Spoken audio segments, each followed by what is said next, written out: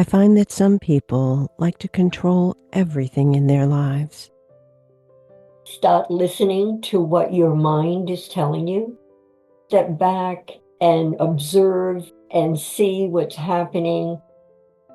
I watch people a lot. We're like in this big soup. We're all interconnected with nature. We're part of it. And then there are others whose lives seem to flow in the most organic ways. You become stronger. You become empowered. They're led exactly where they're meant to be. It's really listening and taking that time to just be. They hold dreams and visions, and then they watch those unfold. Welcome. You have entered the realm of 1111 Talk Radio. Your host is SIMRAN. It's time to discover your own language with the universe. Empower yourself, broaden your mind, open your heart, and discover who you are. Now, here's your host, SIMRAN. I find that life always leads us exactly to individuals that we are meant to meet. These relationships bring forth an exchange where each person is the teacher, and perhaps each one is also the student.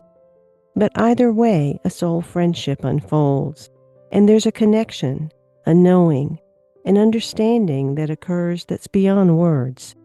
There's a level of seeing and being with one another in the unspoken, perhaps through experiences that each other knows, and through the many emotional levels, mental levels, and spiritual expansions that had to occur to continue to grow and find our ways forward. Many years ago on the Rebel Road, I met an incredible woman. Her name is Deborah Beauvais, and she's the founder of the Dreamvisions 7 radio network, a global holistic Boston-based syndicated internet radio station created in 2007 with a vision to consciously serve humanity. She's an intuitive, a healer, a reconnective healing and the Reconnection practitioner. Deborah has enjoyed interviewing hundreds of guests on her Love by Intuition show since 2004. And she also created the Kids for Love project and published her first children's book, The Paper Doll Kids, with the Kids for Love song. What I find most fascinating about this beautiful woman is that her life has been an organic unfolding. She never intended to be the founder and owner of a radio network, but yet she was led there.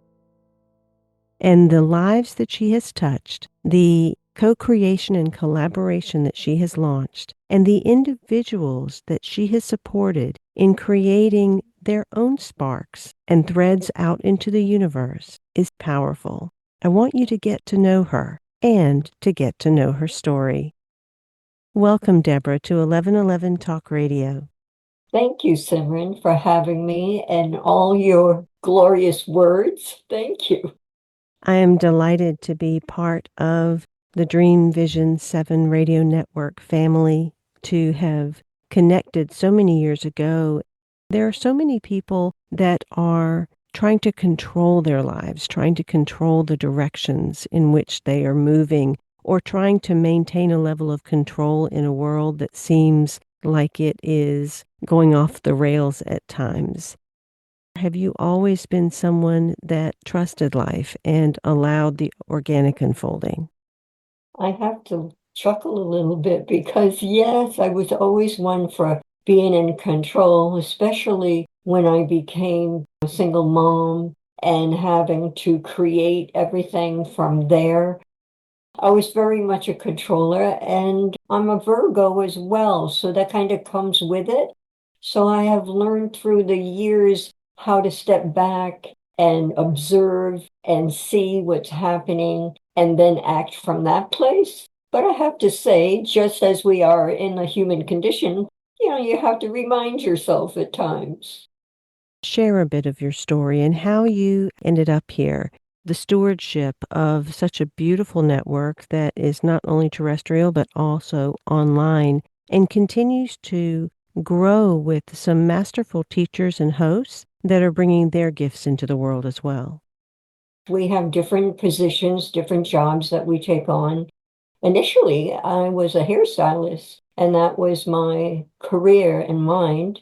And then after the kids were all born, I got into Tupperware, which kind of someone might think, oh, it's just parties, but it was a career, and I ended up being successful as a manager, ended up with a consistent new car, and everything was going just well. And then my husband passed. He was killed in an accident. It was the most, and is always the most devastating experience that you can imagine. And coming from a tumultuous childhood, and then my first marriage for a few years was domestic violence. So when I had my wonderful husband, I was just in awe and elated and grateful and all of that to have this man.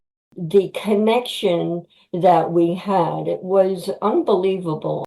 Other people would say, oh my gosh, what a relationship you have. And I've been told that people have stayed married because of our relationship back in the day. Now I am alone with the three girls. They were 12 to 16 and a half, and I had to do something. As successful as I was as a manager in Tupperware, this is one of the things that I think many people go through with deep grief. I became so close to a lot of the people in Tupperware and the women and men that would have parties and different things and became part of my team that I couldn't look at them. I didn't want to see them. So I stopped Tupperware. And now I had to look for a position. So I got into banking, I got into sales. I was very successful with sales in the healthcare arena. And yet it wasn't truly me. I was in sales for probably 15 years. And then one of my daughters said, you should be a matchmaker. And I was like, you know what, that resonates with me. So I did that for a few years. And that actually brought me to radio. I was called by a Providence station to have a show, and I started a show all about matchmaking. And it was there that I was enjoying myself. Was I bringing in an income that would balance everything? No, but I was enjoying myself. Then someone at the station, and it's exactly as I say, said, gee, you should have your own network. And for some reason, that just lit a light within me. But then I was, oh my gosh, I can't do that. We were brought up where it was tumultuous, so we didn't have value for ourselves. We had no one saying, you're doing a great job, this and that. 90% of the population of women feel the same way, and how it created, who knows? What's the foundation where it came from? It could be from a teacher, the childhood, your mom. Someone said something, and then you started to have less value for yourself. So that was the common denominators. And that fed into when that gentleman said you should have your own radio network. That came in, and then the fear of actually doing it, how you would do it, I had no clue. But because of that innate combination, and that is so powerful, most of us don't realize the power that holds within you when it's a combination of fear and excitement, and you notice it. Do you do something about it, or do you back away and forget about it? And I was the type of person that said, you know what? I am going to do this. So I initially started calling holistic type of people. I knew I wanted to have a holistic network. We bought out ours and sold those as part of our team, and that's how the network started. 18 years later, here we are. We've been giving out unity vibrations, helping people have better lives, teaching people how to go within, find out who they are, live their authentic life in glee, and have better relationships with their partners, with their children. We have about 35 hosts. Everyone comes from a place of love. They are everything from teaching you how to listen to your heart, listen to your thoughts. What is driving your life? Is it your thoughts, your mind telling you you can't do it? Or are you listening to your heart? Do you realize you have a higher self? Do you realize you have guides and angels right there with you? All you have to do is tune in. There's such a power in each person that comes to us. And a lot of times people will say they can feel the love. It's a tangible feeling. So that certainly excites me. That gives you an idea of how it all started. It's such an inspiring story, and there's so much in there, Deborah, that I would love to unpack, because I think that there are individuals out there that might be in these tight spots, might be in their own constriction, in certain thought forms that are keeping them stuck, or individuals that might be feeling that level of both fear and excitement, but haven't decided to take the leap. Let's go back to that first marriage, being in a situation that was abusive, finding the strength to leave that, how you gained the awareness that it was time to go, the mental strength and physical wherewithal to say, this is not okay, and I'm going to go be on my own. What did you do emotionally to help you move past that area of your life? There was a lot to it, but we are all brave and we all have that innate strength. All we have to do is call upon it.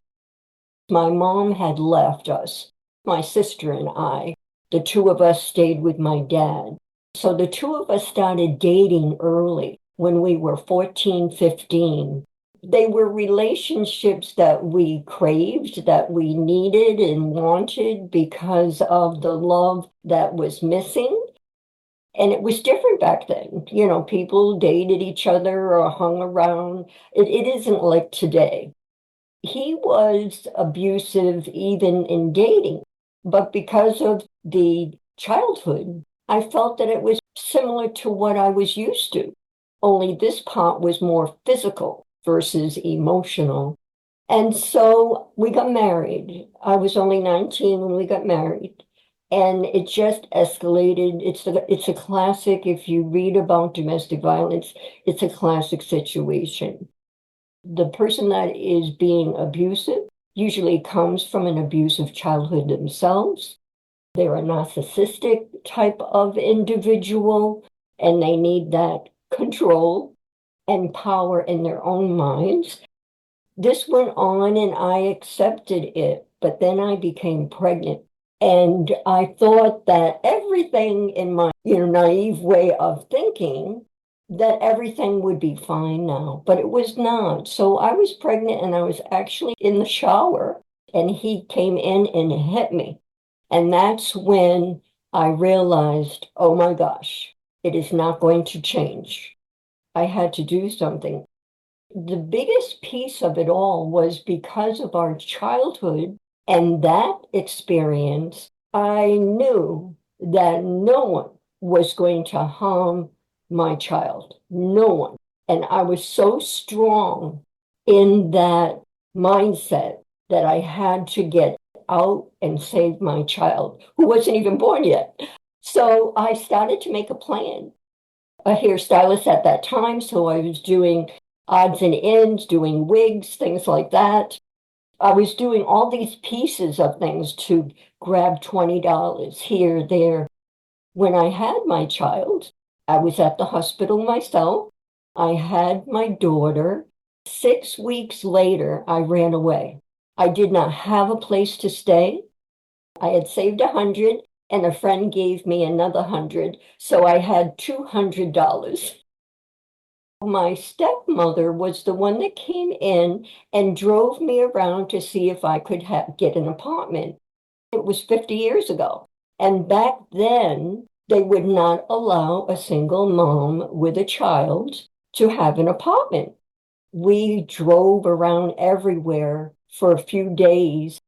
We found a woman who had a couple of apartment houses, and she had single moms with kids. The deepest piece of it was that I wanted to protect my child. I could take the abuse, but my child was not going to live that kind of life. When I think back of running away, not having a place to go, it's insanity. That takes such courage, Deborah. The whole experience takes such an inner strength and a courage to be able to make those types of choices, particularly Yes, at that age. Yet that child within you was the sense of purpose. If there is someone that is, whether they're stuck in a situation that's not healthy or whether they're just simply stuck, that there has to be something maybe other than oneself that is more important, that is the thing that pulls you forward to find the strength and the courage. absolutely. I was someone who believed in God, but I believed it was a man up in the sky. I didn't have a foundation, a belief system in one thing or another. But when I think back, I was 21. I was not alone. It wasn't the light that I feel today, but I know I was not alone. And I had direction, I had guidance in everything that I did. Or if I did not, if you think of it from this perspective, if you don't have that guidance, you would just be floating around doing nothing and spinning wheels. Each person has that innate guidance also from the light, from God, Jesus, what your belief system is, but it's there for you. And if you pay attention to it, it's more available. I don't know if you are aware, but hair metaphysically has to do with consciousness. And when individuals get their hair cut, what they're doing is cutting away old consciousness. So I find it fascinating that you worked with hair and that you ended up being the steward of a network that very much has to do with higher consciousness and serving the world. Did you already have a proclivity towards higher consciousness, or was that something that showed up later? It actually showed up later. I was in tune with things that were happening that may be of not the earth, but something higher. And I've always believed there is a higher guidance, but I wasn't awakened as I am in these last, say, 20 years. How did you center yourself? How did you ground? How did you maintain the faith during those stressful and trying times? The quick answer is I was in a survival mode at that particular time. I was in fear. He found out where we were.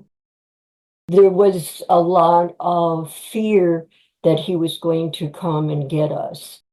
My daughter was just weeks old, but there was a lot of emotional stress that I went through in fear that we would be found.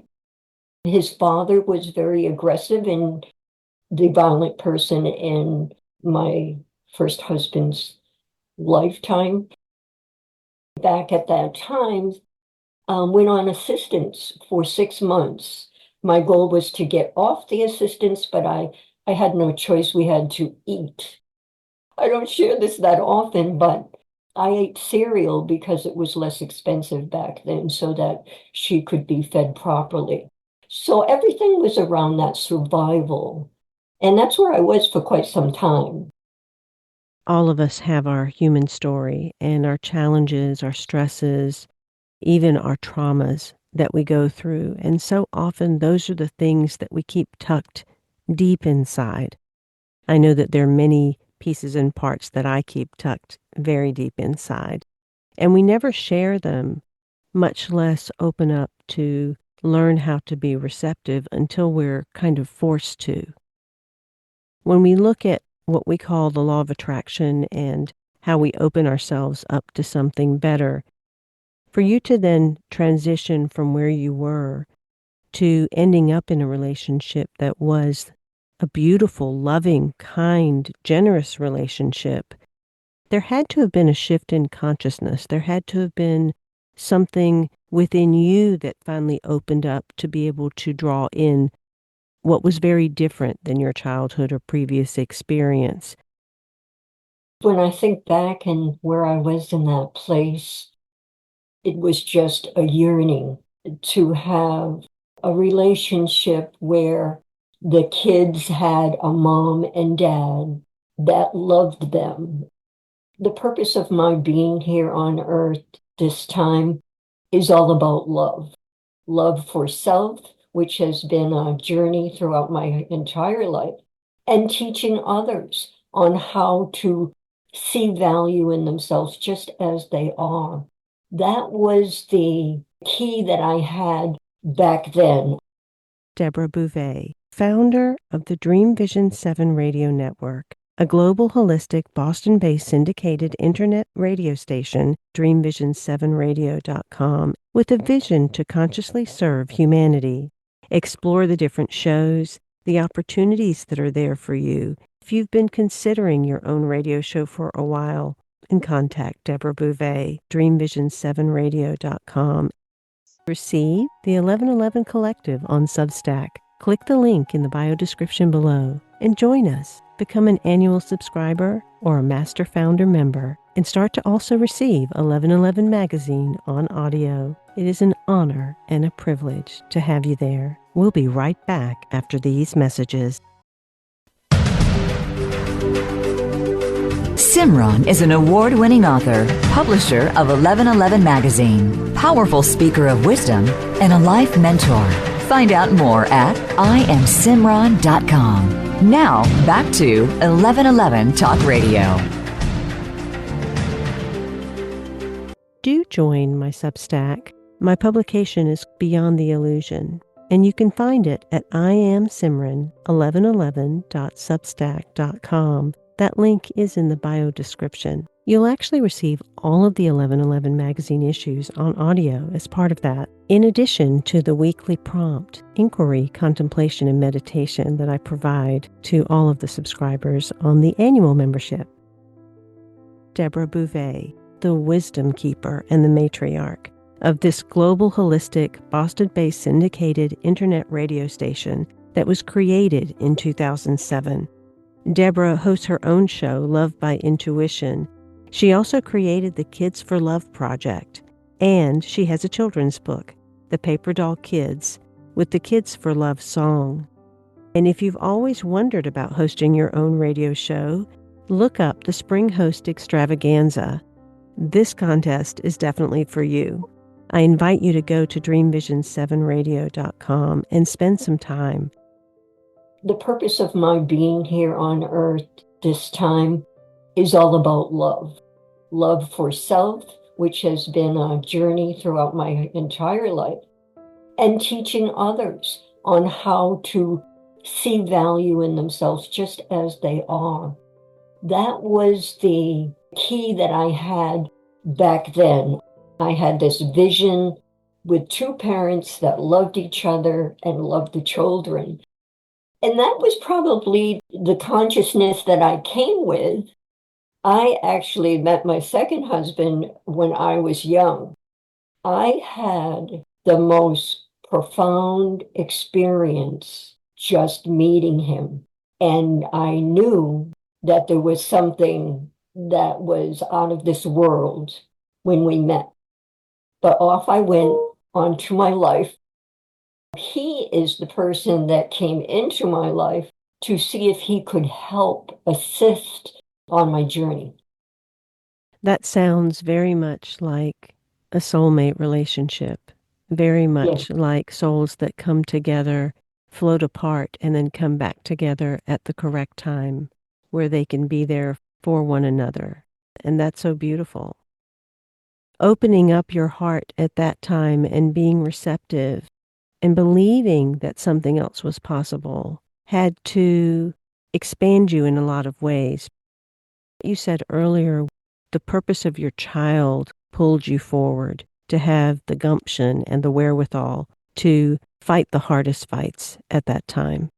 And then the second step was the vision that you kept holding of two parents loving their children to pull you forward. That is that beautiful recipe of creation that ultimately becomes higher consciousness. And you intuitively knew that, even though you didn't know that. And I think that's what I find fascinating about human beings. Oftentimes we have no clue what we're doing, at least I don't.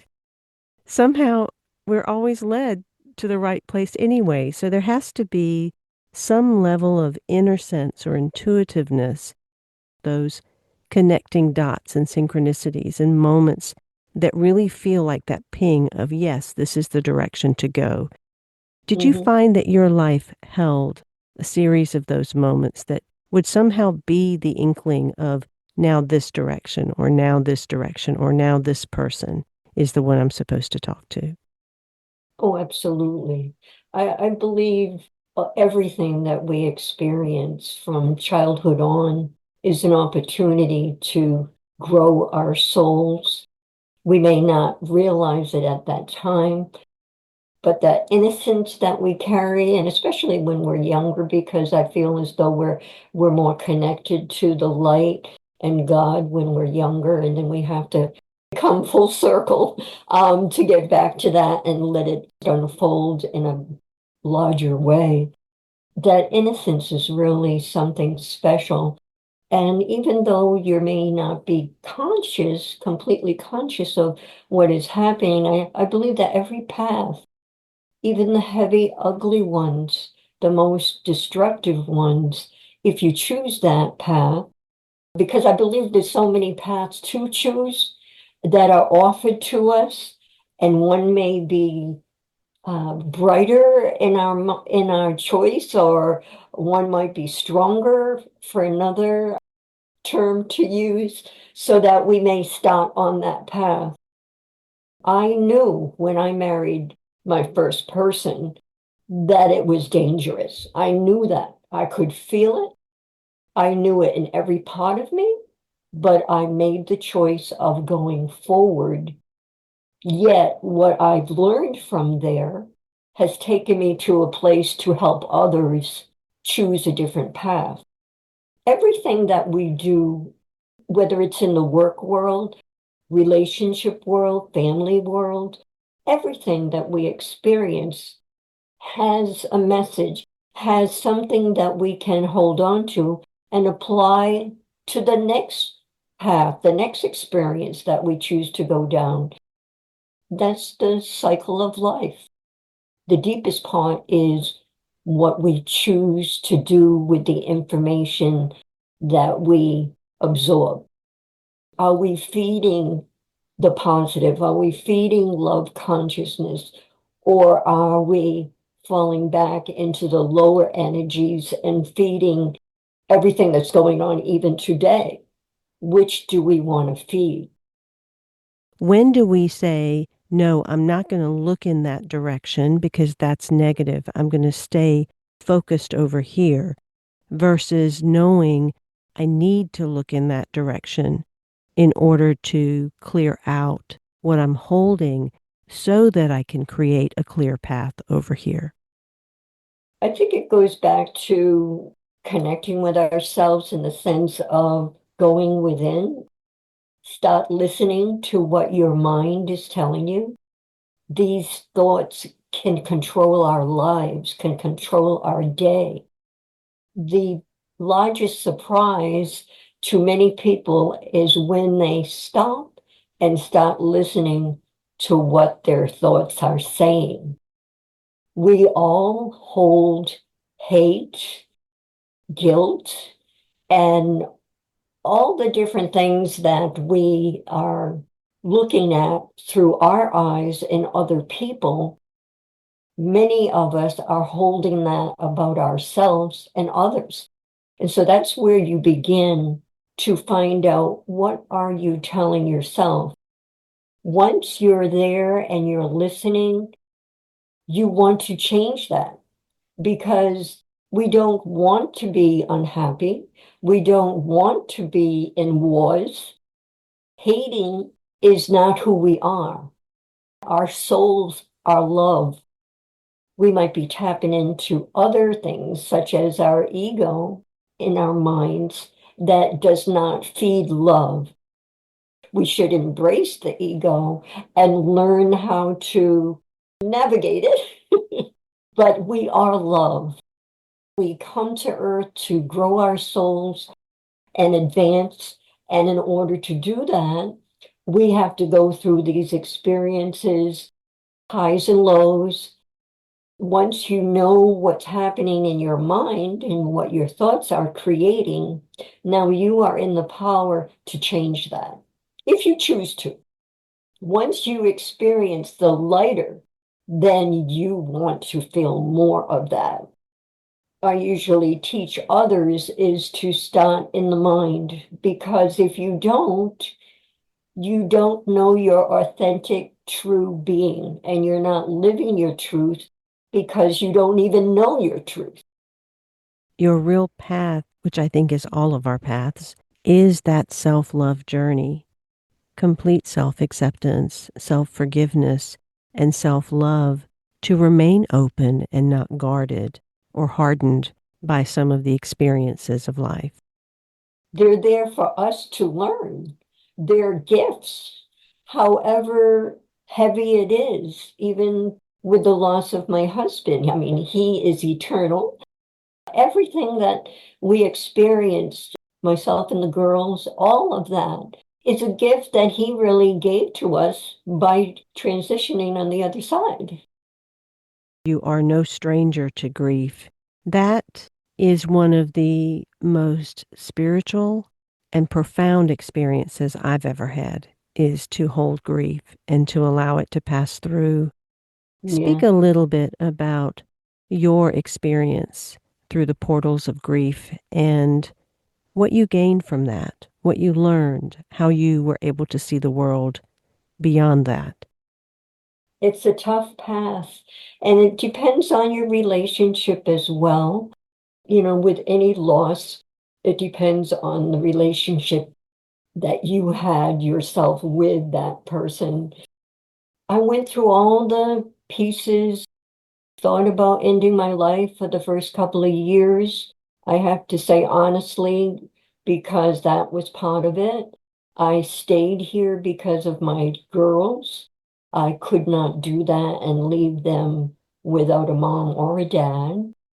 You open up to all kinds of things. When you're married and happy in a bubble, you're in the bubble of life, of everyday responsibilities, work, home, relationships, everything.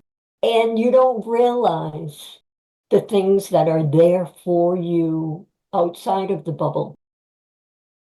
We did all kinds of things that were so different than when I was married. So it opens up the world to you, that there's other things that you can try, experience. That's what I found at the beginning as we were going along. I've always had this innate feeling of wanting to make a difference. And after my husband was killed, I felt a very strong, however busy I was with a job and three girls and everything else in the house, I was going to do something. So what I did is New Hope at the time for domestic violence moms and kids. I did that for 5 years volunteering, and I learned so much about myself as I was helping them. And that's what happened shortly after, because there was such a drive within me. I was going to do something. That was part of my journey of grief. I cried for 20 years. I went to the ocean many times and just cried and cried. I would leave work and they would allow me to leave work earlier because they knew I had to go to the ocean. So it was all of that. You become stronger. You become empowered to do the things that you need to do with your family and for yourself. It was extremely difficult living through it, being the mom and dad, making the decisions, not knowing certain things, and people that experience this realize you're left with a house, which is amazing, but you don't know all the ins and outs of what it needs. So it's an education at the time that you're grieving and you want to do the right thing, but you're not perfect. And but they came out, I have to say, my girls are the most amazing human beings. They all come from a place of love. They're making a difference in their own way, and they've taught their kids, my grandchildren, are all in that same realm of seeing the world in the full respect and what can we do about it and how fortunate and in gratitude we are to experience this. So it's a tough road though, Simran. You have an idea, but it is a tough road, but you can do it. And what comes out of it is that you're still your core, but you're the most empowered, tuned in to the world person.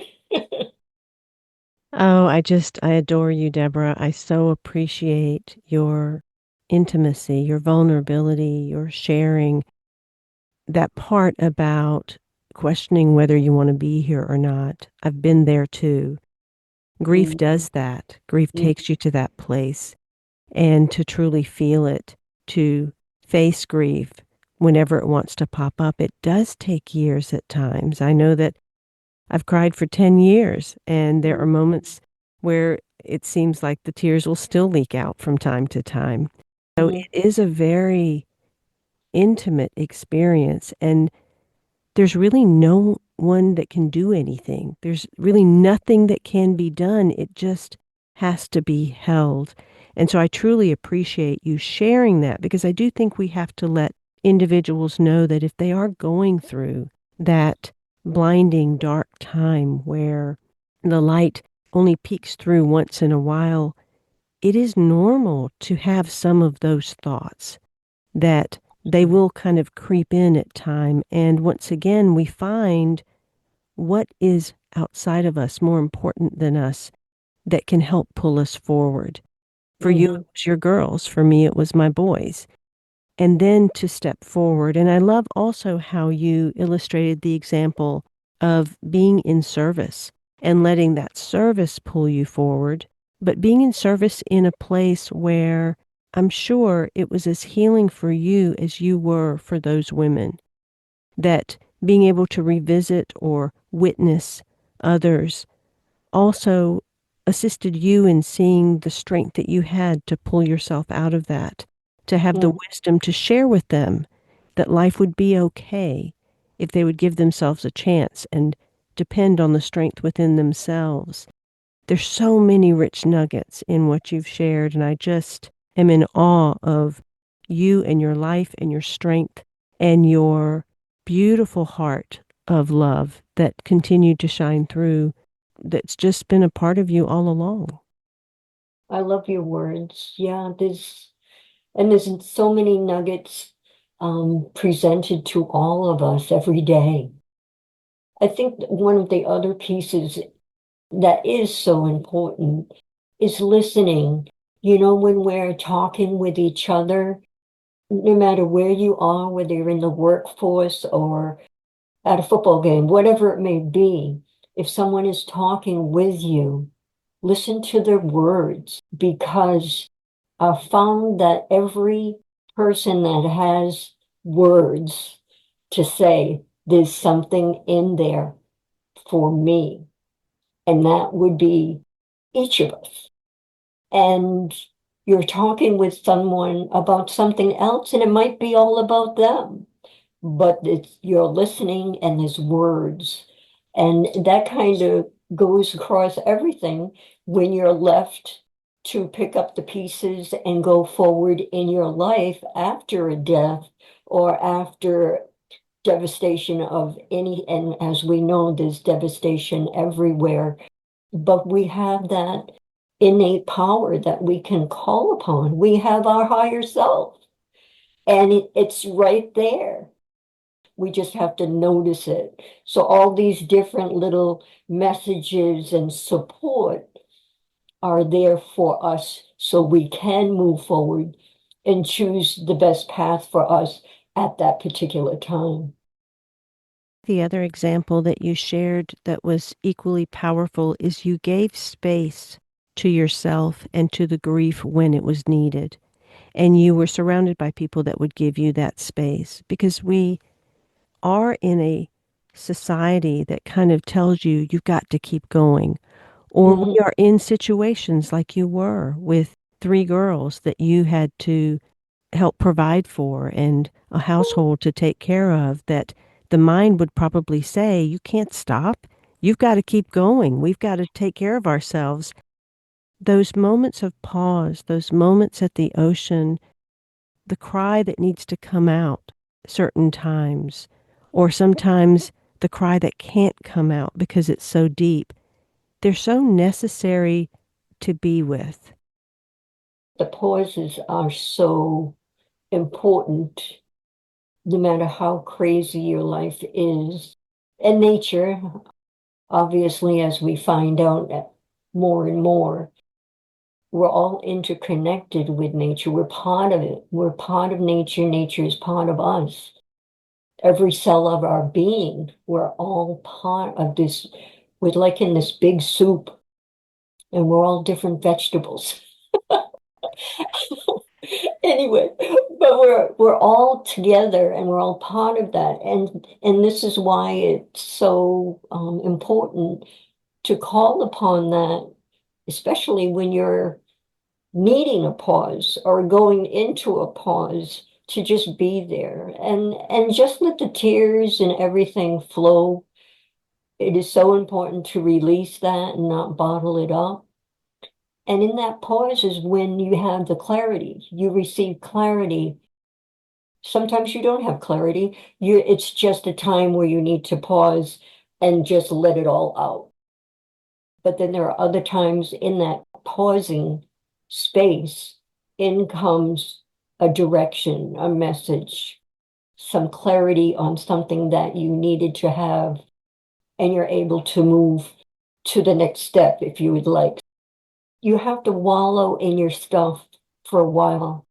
It might be a day, it might be 3 days, but I find myself, when I've needed to wallow, I wallow.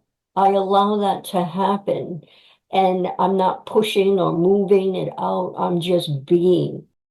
And then what comes up is an energy that says, okay, it's time. And you feel, okay, I'm going forward to whatever it is that I need to do now. And again, it's really listening and taking that time to just be. Do nothing but be. That's such important advice, I think, with a lot of the conversations around trauma, about dysregulated nervous systems, around burnout, that the pause is one of the most healing pieces. And beyond that place of grief, there have to be these moments where we consciously invite joy into our lives, invite dreams, invite love. Did you find that that became part of the process for you? That's very good, SIMRAN. Because of the love and the connection that you can receive from the universe, nature, and all, in that space of love comes the clarity, comes the ideas, because a lot of the things that I've experienced that I've started, like with the Kids for Love, really was a download. The message comes in clearly of what to do. That's when you need to act. And what I'm saying is, like with the business, I've had names, actual names come to me out of the blue when I'm first awakening, or something I needed to check, or something I needed to do and it wasn't done. It comes and then you act. Even going back to when I left at 21 years old, it was, you have to leave. And so it was like, okay, I have to do this. As we move through life and we have these experiences, we mature in a way where when those messages come, we grab hold of them then, and we know to listen and to learn. All of us are searching and asking every day until as long as we're here on earth. I don't think we're supposed to know everything, and that's the mystery of life. It is the mystery. I think I was quite surprised in the most beautiful and joyful way when I found out that you began Dreamvisions at the same time that I began 1111. Yes. And so many things began at that time. It was as if there was this sprinkling that happened where all these visions just popped up that were truly so aligned with one another, yet very separate, unknown to one another. I know you have been a gift to many and a gift to the network, but what has the network gifted you personally? Everyone that I have had on the station, our whole team, they're family to me. I fall in love with everyone for who they are.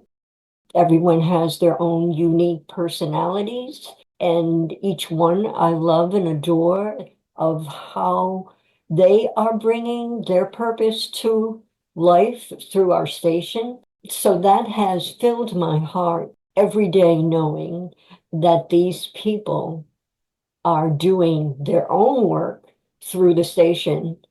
Without them, where would the station be? So I have much gratitude for each and every one of you. SIMRAN's 1111 Talk Radio airs every Friday, 8 a.m. and 8 p.m. Eastern Time. I'm just in gratitude of the buoyancy, the live consciousness that is going out vibration after vibration to the entire world, touching people's hearts, opening their hearts, having them make choices that are to the highest good, that are feeding the collective. That all of this I am in such gratitude for. So it's the relationships that I have had that I'm learning from each of them as well. And that's the beauty, I think, of radio. We learn so much about ourselves, whether we're the host or whether we're the guest. It's all the same. And it's still hard to believe it's 18 years now. Each one of them coming together and what we're putting out in the vibration of love, especially in the world we live today. Everyone needs to do something, even if it is helping someone in their neighborhood, or being kind to the person that is checking you out at the store. All of those feed the collective of love consciousness. We're boots on the ground and we're raising the love consciousness so that it is more in balance with the latter. Divine feminine and divine masculine is coming together, not one that is rising before the other one. It's balancing the two. And naturally, as we know, women and feminine energy, we're the nurturers. We can see beyond what's in front of us. We have that innate ability to create. Look what we've done. With a seed, we create the human being. So we have that innate power to bring people together. See that people are, and yet it all comes back to each one of us knowing who we are and living from the truth of who we are. That to me is just all so powerful coming from every one of you that is part of the Dream Vision 7 radio network. It is most definitely a beautiful community, a gorgeous selection of hosts and shows. It's a powerful way for an individual to gain greater self-awareness and self-acceptance. And so you have openings and availability for individuals who want to join your radio community, who want to have a radio show or a podcast, or even sponsor a show or a book, in some way be a part of the Dreamvisions 7 radio network. For someone that has been on the fence or has been thinking, I wish I could share my voice, I don't know what I'm doing, I would love to be a radio host, or I would love to interview people, or I'd love to discuss books, or whatever is kind of tickling their spirit a little bit. Talk a little bit about the process of speaking with you and creating a show and becoming part of such a beautiful community and network and sharing one's voice. The voice is so powerful, and each one of us, it has a unique vibration. And I truly believe that when you have a show or a podcast, that people are attracted to that voice vibration and they can feel that it's tangible. And that's why they come back and listen to the messages that each individual has. We have all kinds of plans. We are fully producing radio station now. If people want to do pre-records, if they want to do live shows with videos, if they have a podcast, everyone has a podcast, but to actually have that connected to a radio station that's global, and all the shows are not only on Dream Vision 7, but they also are on like 55 different podcast directories. So you're still on the directories that you would have if you were a podcaster, but this is in addition. And so we're focused more on the listenership, and it's global. So it's an opportunity to go more global than your own podcast. You can still keep your podcast. It's just expanded at our station for those that may be wondering. We have exceptional benefits. We have a whole list of benefits. Sometimes I think we should send them out to all the people that have been with us for years so they have the opportunity to see. I'm involved in the sense where I'm talking, and when you're new, I am walking the path with you on how to have a successful show podcast. I'm interacting with everyone on a regular basis. I'm here to help if you have a question or a need for all the hosts. To be part of a community, to be part of a radio network, to be able to have an individual that you know is there and then another community of hosts that are also there with you really does expand the experience to a whole other level. So I invite anyone, if you are contemplating having your own radio show or podcast, or wanting it to also stream through the global reach that Dreamvisions 7 radio network has, to definitely get in touch with Deborah Beauvais at dreamvisions7radio.com. Deborah, it has been such an honor to hear of your rich and powerful and wisdom-filled life, and to be your friend, to be your sister, to totally see the magnificence that you put out into the world and the love by which you connect hearts to hearts each and every day. Well, thank you. I would like to thank you for this sister friendship that we have and all that you have done in your life in healing and helping others. It's an honor for me to be on 1111.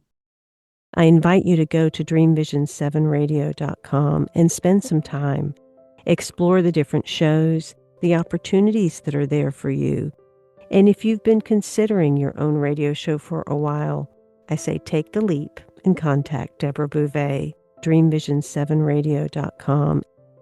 I want to mention my new trilogy. I hope that you will pick it up. It is titled Living the 7 Blessings of Human Experience, which goes into your personality, identity, and the part of you that you think is conscious but is actually walking unconscious in the world. The second book is Being, the 7 Illusions that Derail Personal Power, Purpose, and Peace. This goes into the illusions that we have gotten caught up in, like time, money, hierarchy, war, even identity, and you are allowed to go into places that rise you to a higher octave of being once you discover these low vibrational unconscious selves. And the third book is Knowing the 7 Human Expressions of Grace, ways that you can rise into giving yourself the graces that are required to open up to higher and higher grace. I invite you to pick that up and open it as oracles while you read any other books, and it definitely will support you in tapping into places that you may have deeply repressed or hidden away from yourself. So check that out.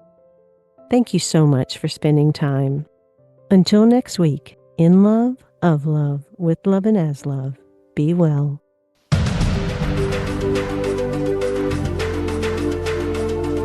Thank you for opening your mind to a new reality, your heart to greater compassion, and your experience of aliveness with 1111 Talk Radio. Join host Simran next Tuesday at 8 a.m. Pacific, 11 a.m. Eastern Time to step through the gateway of conscious living. You are not on the journey. You are the journey.